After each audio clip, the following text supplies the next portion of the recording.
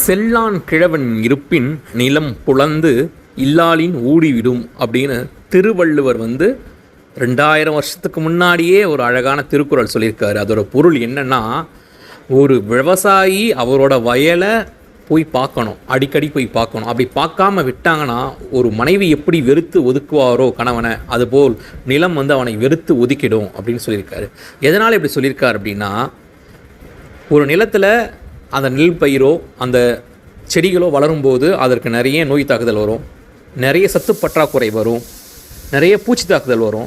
இது எல்லாத்தையும் ஒரு விவசாயி கவனித்து அதற்கேற்ற தக்க நடவடிக்கை எடுத்தால் தான் அந்த பயிர் நல்லா இருக்கும், விவசாயம் செழிப்பாக இருக்கும், அறுவடை நல்லா இருக்கும்.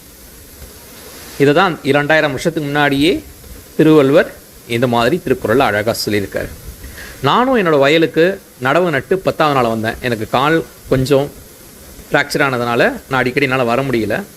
ஸோ நடவு நட்டு என்ன நடவு நட்டுருக்கோம்னா, நவரா, 60ஆம் குருவை, ஒட்டுக்கச்சிலி, இந்த 3 நெல்களும் நடவு செஞ்சுருப்போம். நடவு செஞ்சு 10ஆவது நாள் நான் பார்த்தேன். பார்க்கும்போது பயிர் பச்சை பிடிக்கவே இல்லை, கிளைக்கவே இல்லை. அதனால் ஊட்டமேற்றிய தொழு உரம் 10 நாள் இடைவெளியில் 2 முறை கொடுத்தேன், 1 முறை களை பறித்தேன்.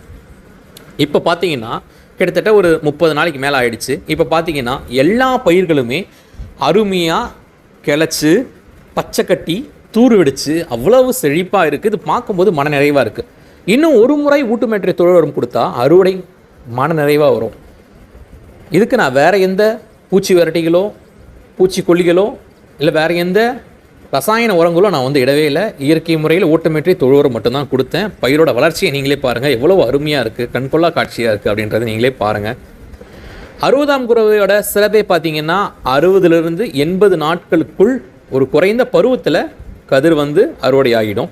நவராவோட சிறப்பே பார்த்தீங்கன்னா நம்ம சேரம் மட்டத்திலிருந்து வந்த ஒரு நெல், அதனால் அருமையாக இருக்கும், சுவையோடு இருக்கும். ஒட்டுக்கச்சலி பார்த்திங்கன்னா சாப்பாட்டுக்கு ரொம்ப அருமையாக இருக்கும். இந்த 3 நெல்களும் நம்மளோட வயலில் சாகுபடி செஞ்சுருக்கோம்.